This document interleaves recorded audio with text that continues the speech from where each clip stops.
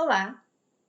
Hoje nós vamos conversar sobre o arquétipo dos koalas, ou seja, sobre como nós, seres humanos, vemos este animal, quais as características que nós atribuímos a esse animal e também as características que eles expressam na natureza.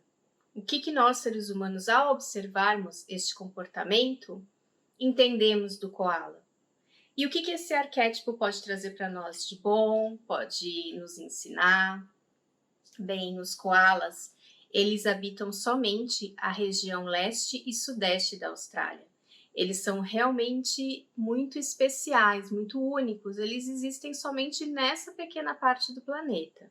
Nós já falamos aqui no canal de animais que habitam o planeta todo, como as libélulas, por exemplo, as joaninhas, de animais que têm grandes territórios, que cobrem grandes territórios, como o lobo, a raposa, o guaxinim, mas o koala, ele tem essa característica de ser único deste lugar. Então, esta característica de ser algo especial, ser algo único, ser algo raro no planeta Terra, é a primeira metáfora que nós podemos analisar sobre a figura do koala, sobre esse arquétipo. O que é ser raro, o que é ser único, o que é ser especial? Isso pode variar muito de cultura para cultura, de país para país, de família para família e até mesmo de uma forma individual. Mas o importante é que a gente tem que saber que o que é especial para nós, o que é raro para nós, que geralmente tem a ver com amor, né, com aquelas pessoas que a gente guarda no coração, que podem estar aqui ou já podem estar em outro plano, é isso que a gente tem que guardar de importante, é para isso que a gente tem que dar valor na nossa vida e é para isso que a gente tem que dar o nosso tempo, né? Então, este primeiro aspecto de raridade, de unicidade do koala é o primeiro aspecto que eu vou ressaltar aqui. Afinal, pelo diamante ser, por exemplo, uma pedra muito rara, é ele que é dado às pessoas que a gente ama, quando a gente pode, né? Ele é um símbolo do casamento, por exemplo, da união. Esta raridade, ela moveu o mundo. Ela moveu muitas sociedades a fazerem muitas descobertas, por exemplo, de especiarias raras, além das pedras preciosas. Então, vamos pensar sobre a raridade, mas pensar do ponto de vista do que é raro e realmente importa, que é o amor das pessoas que a gente tem perto de nós. Continuando falando sobre os koalas, é importante dizer que eles não são ursinhos, apesar de eles parecerem ursinhos. E em inglês eles serem chamados de koala bear, né, que é o urso koala. Eles são marsupiais, assim como os cangurus e como os gambás. Isso quer dizer que eles têm uma bolsa na qual eles carregam os filhotes. Os filhotes, então, eles nascem, eles não estão totalmente formados, eles precisam ficar dentro da bolsa da mãe. Então, é como se fosse uma exogestação, né, entre aspas. Porque esse bebê já está lá fora, já está no mundo, mas ele ainda não consegue se virar nesse mundo sozinho, porque ele não está completamente formado. Então, ele fica lá na bolsinha, ele fica bebendo o leite da mãe, ele também se alimenta de uma secreção que a mãe expele pelas suas glândulas, que vai ajudar ele depois a digerir as folhas de eucalipto, e ele vai ficar dentro dessa bolsa por mais ou menos 6 meses. Aí de 6, 7 meses até um ano, ele vai fazer várias excursões para fora da bolsa para ver como é que é o mundo. E quando ele tem cerca de um aninho, ele já está totalmente fora da bolsa, e ele costuma andar sempre nas costas da mãe, né? Então, vocês vão ver bastante imagens de koala na internet, né? Com as mães koalas carregando os bebezinhos nas costas. É assim que eles vão, então, ter as primeiras visões do mundo. E toda essa metáfora também, não é uma metáfora, né? Mas agora analisando a metáfora.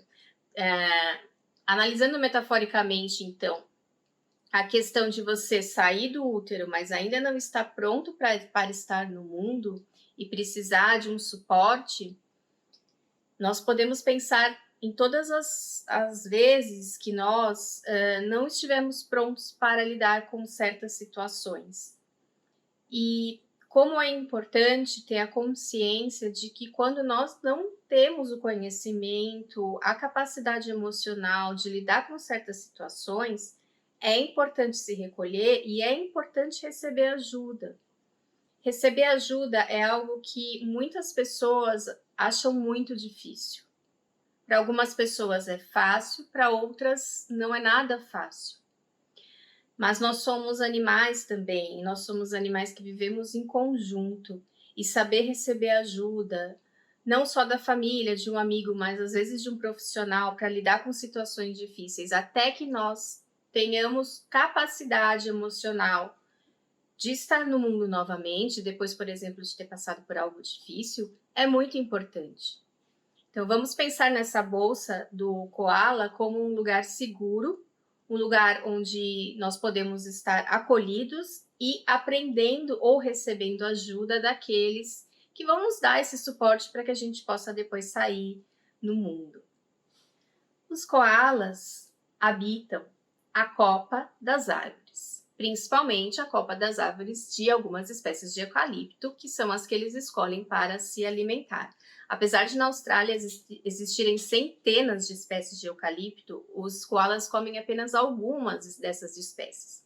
Então eles são bem seletivos, eles escolhem bem o que é importante para eles, qual que é o alimento melhor para eles. E o interessante é que este alimento, essas folhas de eucalipto, elas são venenosas para a grande maioria dos animais, também para nós humanos. Então, os koalas, eles são capazes de digerir esse veneno e viver bem digerindo esse veneno. Essa é uma outra ideia bastante interessante, né? O que o meio me dá para eu sobreviver?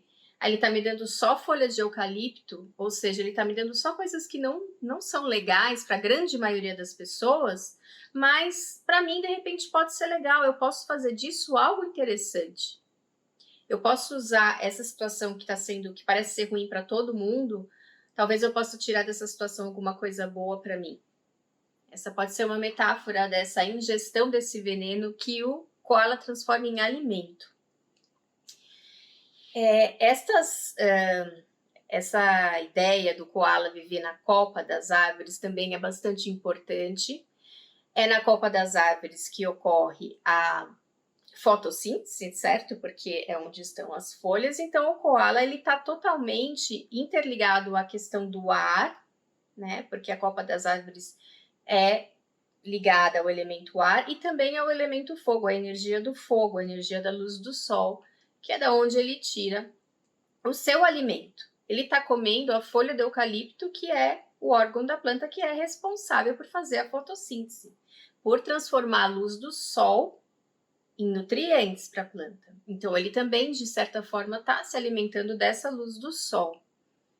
Além de tudo, as raízes do eucalipto, obviamente, captam água. E essa água é a água principal, é a fonte principal de água do koala. Ele quase nunca desce da árvore para beber uma aguinha em outro lugar. Isso acontece, às vezes, quando ele está, por exemplo, indo de uma árvore para outra, aí se tem uma fonte de água, ele pode aproveitar. Mas, geralmente, ele não faz isso. Ele fica na árvore sendo nutrido pela água que essa árvore traz das raízes, pela proteção do tronco da árvore, que é ligado ao elemento terra, por estar no ar, né, que estando na copa das árvores, ele consegue estar em um microclima, porque a copa das árvores cria um microclima, que torna as temperaturas mais amenas no verão e melhores também no inverno. Então, ele está protegido por esse microclima, por esse ar da árvore e também se alimentando dessa luz do sol. Então, o koala, ele é quase que um amálgama, né? Uma conjunção da natureza. E os aborígenes, eles perceberam muito isso, e nós vamos conversar sobre isso quando a gente chegar na parte das lendas. Também é interessante dizer que para fazer essa digestão, o koala possui um ceco. O ceco é um órgão que nós também temos, mas que é muito importante nos herbívoros, porque é o órgão que auxilia, ele é ligado ao intestino grosso e o intestino delgado, e ele auxilia na digestão de folhas, e principalmente ele faz lá essa fermentação dessas folhas. O seco do koala, ele tem quase 2 metros para esse tamanhico de bichinho, e em comparação ao seu tamanho, né, ele seria o maior seco da natureza, em comparação ao tamanho, né? Ele não é o maior seco da natureza. O seco de um cavalo, por exemplo, é gigantesco, mas em comparação ao tamanho do koala, ele é realmente muito, muito grande. E por que isso? Porque o koala se alimenta só de folhas de eucalipto, ele não se alimenta de mais nada. Nada. Ele não é capaz de se alimentar de mais nada. Pensando nisso, nós também podemos tirar algumas lições. E que nós podemos fazer algumas considerações, tanto positivas quanto negativas. Se você se alimenta só de uma coisa e depende só daquilo, se você ama só uma pessoa, se você tem só um foco na sua vida, quando aquilo desaparece, o que você faz? Você cai, você quebra, né? E é o que acontece com os koalas. Se os koalas não tiverem essas folhas específicas dessas espécies de eucalipto, eles morrem. Eles não são capazes de comer outras folhas. Por outro lado, também nós podemos ver que é um animal que está aproveitando tudo da situação que ele tem. Ele não tem, se a gente não tem outra opção, ele faz daquilo toda a sua nutrição. São coisas que nós podemos pensar sobre a situação dos koalas. Por ter uma dieta tão pobre em nutrientes e calorias, que é dado somente pelas folhas do eucalipto, o koala precisa dormir bastante para guardar essa energia. Assim, ele dorme 22 horas por dia. Não, você não ouviu errado. 22 horas por dia. Sim, o dia tem 24 horas, ele dorme 22 horas por dia. E no resto das 2 horas da vida dele, ele come, principalmente, né? E faz todo o resto que ele tem que fazer.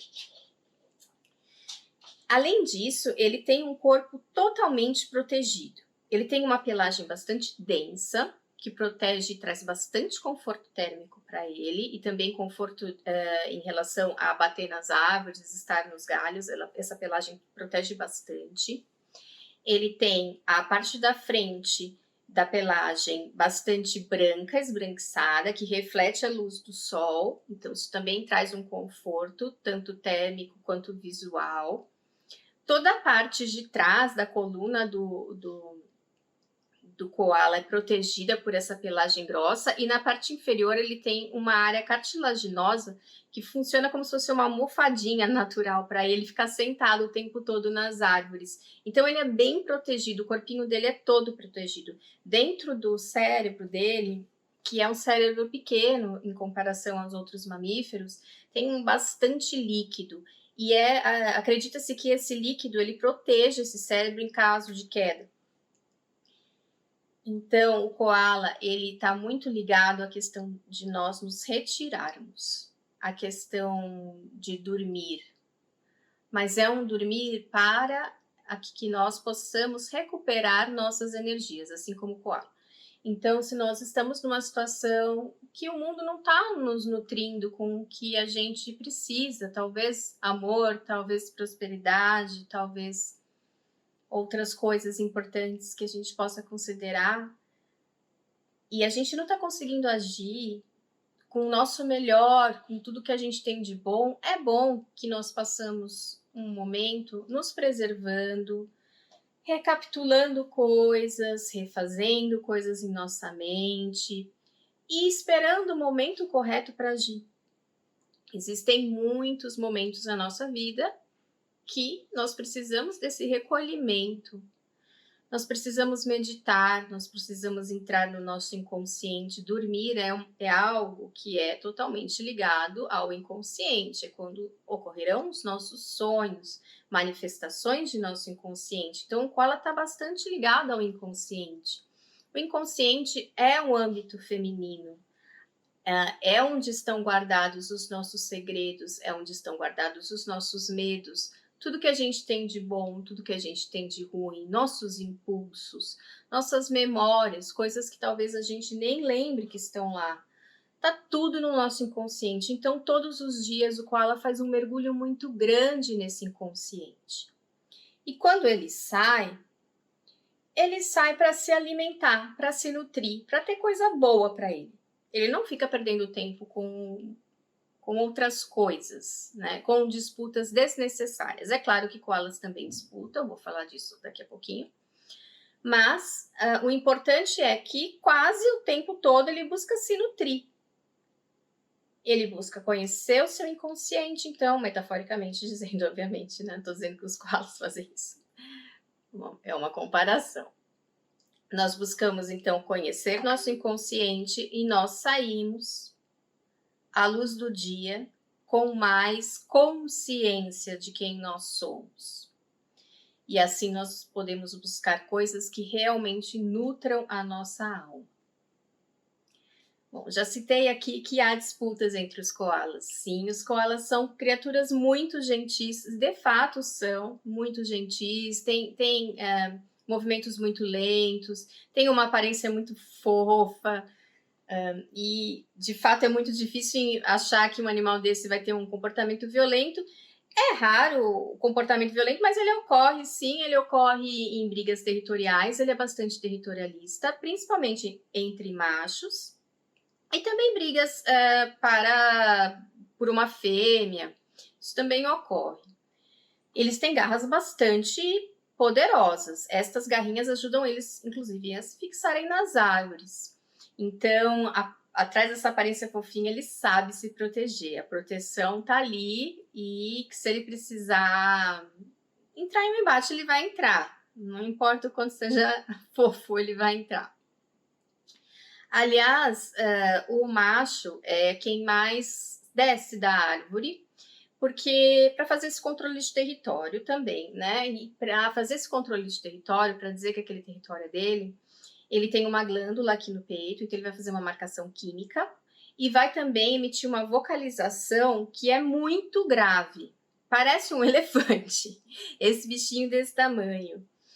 Ele vai ter uma vocalização bastante forte, bastante grave, e os sons graves, eles viajam, eles são ondas mais lentas.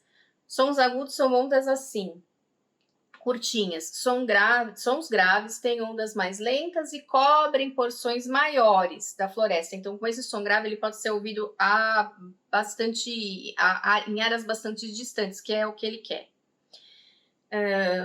Essa é uma estratégia de defesa muito interessante, que esse bichinho que é pequenininho, que de fato não tem muitas defesas além das garras, usa para dizer, olha, isso aqui é meu, eu tô aqui, eu sou importante, isso aqui é meu e eu tenho confiança em mim, o suficiente para estar gritando aqui embaixo.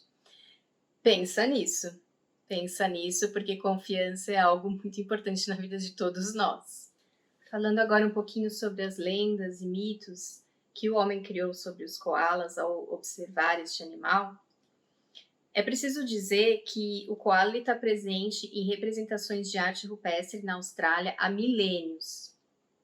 Ele é um animal que faz parte do, vamos dizer assim, entre aspas, panteão de animais e figuras importantes e míticas dos aborígenes da Austrália, de muitas culturas aborígenes da Austrália. Essas culturas, elas têm em comum a crença de que antes de tudo existir havia o mundo dos sonhos, o tempo dos sonhos. Neste tempo dos sonhos, todos os animais e plantas foram criados. E isso é bastante interessante porque o koala ele é muito ligado ao sonho. Ele fica o tempo todo dormindo, ele acessa esse inconsciente a grande maior parte do tempo. Então ele está bastante ligado à questão do sonho, à questão dessas formas míticas que os habitantes da Austrália originais cultuavam, conversavam, viviam com, né? Porque para eles não estavam separados dessas formas míticas da espiritualidade. A espiritualidade era algo vivo, era algo que se conversava todos os dias. E sim, eles conversavam com os koalas, e sim, eles pediam para os koalas sabedoria para saber quais seriam os melhores caminhos a seguir. Isso é algo que alguns antropólogos registraram e eu vou deixar aqui alguns artigos nas descrições nos quais vocês podem ler sobre isso. A palavra koala ela vem de uma língua de um povo que habita Sydney, que eu vou escrever porque a minha pronúncia provavelmente vai ser errada e eu não quero ofender essas culturas tão importantes. Então, este povo, ele deu ao koala o nome que é mais ou menos algo como Gula, ou Gulawan, que significa aquele que não bebe água. Porque, como eu disse para vocês, é muito raro ver um koala beber água. E assim, ele se tornou muito ligado a essa questão da água para os aborígenes, porque eles ficaram realmente muito impactados, né, ao observar que o animal não precisa de água. Se todo mundo precisa de água, é claro que o koala precisa de água e estava tirando essa água das folhas, mas assim, em uma primeira observação, eles falaram como que esse animal não bebe água. Então, muitos mitos e lendas derivaram dessa questão dele não beber água. Em muitos lugares, acreditava-se que o koala não bebia água, que era para proteger as águas e deixar todas as águas para os humanos e para os outros animais. Também, ligados à água, existem mitos de koalas que trazem pessoas de uma ilha para outra remando. Existem mitos de koalas também que são ligados a essa questão da digestão do koala, porque o koala era um animal reverenciado, porém ele era também consumido por algumas sociedades. Claro, de uma forma respeitosa. Ao consumir esse animal, eles perceberam que o seco dele, que eu já falei que esse órgão, né, que é responsável pela digestão das folhas, pela fermentação dessas folhas, né, ele era muito, muito, muito grande. Então, existem mitos em que pontes mitológicas foram feitas com este seco desse animal, com o intestino desses animais, para que os homens pudessem passar de um lado para outro, pudessem ser salvos e etc. O koala está bastante ligado à proteção e à segurança também para esses povos. Ele é visto como em muitas culturas como algo ligado à salvação, à nutrição, à água e ao inconsciente. Uma lenda em específico diz que quando houve uma grande seca no mundo, porque secas são comuns na Austrália, né? Grandes incêndios são comuns na Austrália, secas, períodos de secas também. Então, alguns aborígenes acreditam que em um tempo passado houve uma grande seca no mundo e para que eles fossem salvos dessa seca, eles se transformaram em koalas. Então, eles subiram nas árvores para se alimentar das chuvas que poderiam aparecer ali melhor, ter mais acesso às gotas das chuvas e nunca mais precisar tomar água. Outra lenda, dessa vez não ligada às secas, mas ligado à chegada das águas, ou seja, quando os oceanos teriam chegado, quando os rios teriam chegado e as pessoas estavam ali, elas não conheciam isso ainda, o primeiro homem criado estava lá e aí, de repente, chegou água de tudo quanto é lado e ele utilizou para se salvar dessas águas um intestino de um koala. Ligado ao arco-íris, que é a expressão das águas no ar, né? Também estão os koalas. Existe uma lenda, mais uma vez, o seco do koala, o intestino do koala, teria sido utilizado por certos povos originários de outras ilhas distantes da Austrália, que teriam chegado à Austrália atravessando uma ponte por vários dias, que era feita do intestino do koala. E assim que todas essas pessoas chegaram à Austrália, este intestino subiu aos céus e se tornou o arco-íris. Uma das lendas mais conhecidas sobre os koalas na Austrália é a lenda do menino Kubur. O menino Kubur perdeu seus pais e teve que morar com seus tios. Em uma área muito árida da Austrália, muito sem água, muito desértica, então os tios eram muito maus e não deixavam o menino Kubur beber água. E toda a água que eles conseguiam, que era pouca, eles guardavam para eles. E aí o menino, para conseguir alguma água, tinha que comer folhas de eucalipto. Um dia, os tios saíram de casa e o menino Kubur achou o pote d'água e ficou com medo do que poderia acontecer com ele, subiu em cima de uma árvore para beber essa água. Levou toda a água com ele. Quando os tios chegaram, eles perceberam que o que tinha acontecido e foram atrás do menino e acharam ele na árvore. O menino começou a cantar uma canção e a árvore crescia cada vez mais alto para protegê-lo. Mas os tios lá embaixo começaram a mentir para ele, dizendo que se ele descesse, eles iam dividir a água, que eles nunca mais iam maltratá-lo. E ele resolveu descer. Quando ele desceu, os tios bateram nele, maltrataram o menino. E assim, neste momento, houve uma magia e o menino se transformou num koala. E conseguiu subir na árvore e fugir dos tios. Os tios ficaram muito bravos e começaram a bater na árvore. A água que estava guardada lá em cima, que o menino tinha levado, começou a jorrar como se fosse um rio enorme, caindo da árvore de eucalipto e afogando os tios. E assim teria nascido o primeiro koala. Como eu disse para vocês, as mães koalas carregam o filhotinho nas costas até que ele seja capaz de se virar sozinho.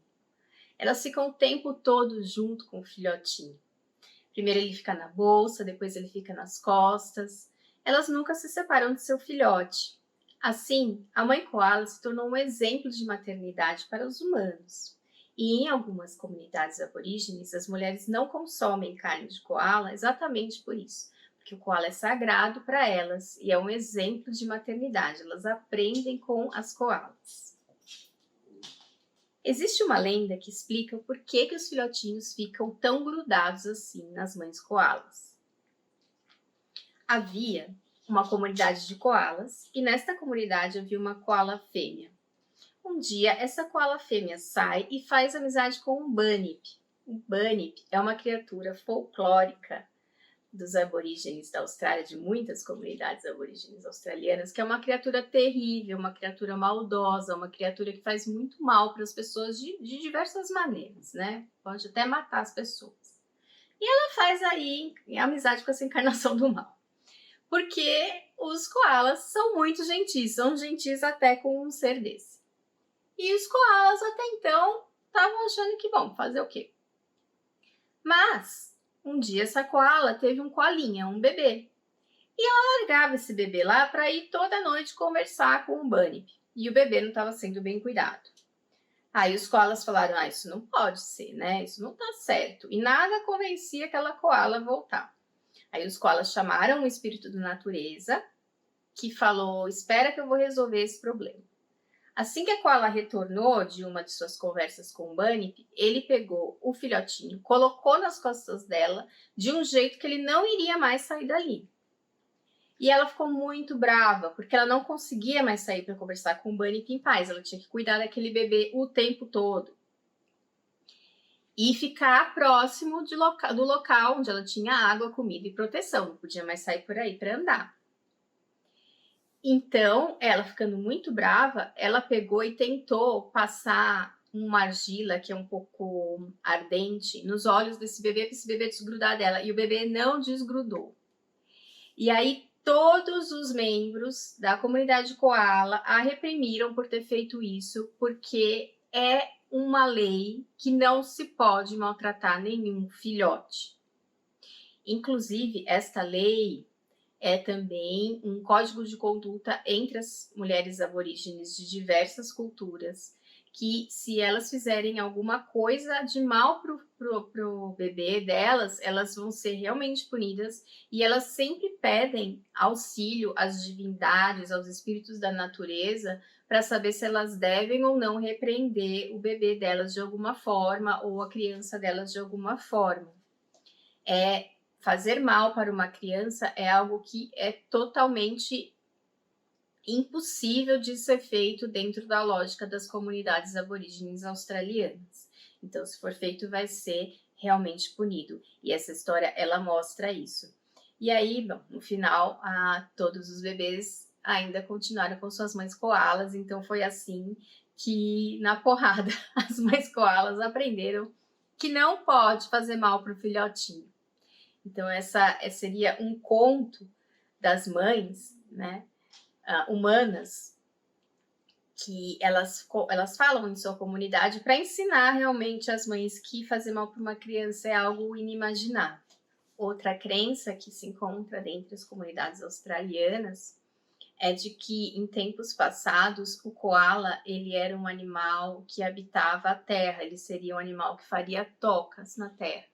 E até existe, talvez, alguma verdade biológica nisso, né? Evolutiva nisso. Mas, enfim, eles seriam animais que antes habitavam a terra e que um dia resolveram subir as copas das árvores, porque ao sair desse interior da terra e subir aos céus, eles foram capazes de trazer sabedoria aos humanos. Então, toda vez que os humanos tinham um problema, eles perguntavam aos koalas.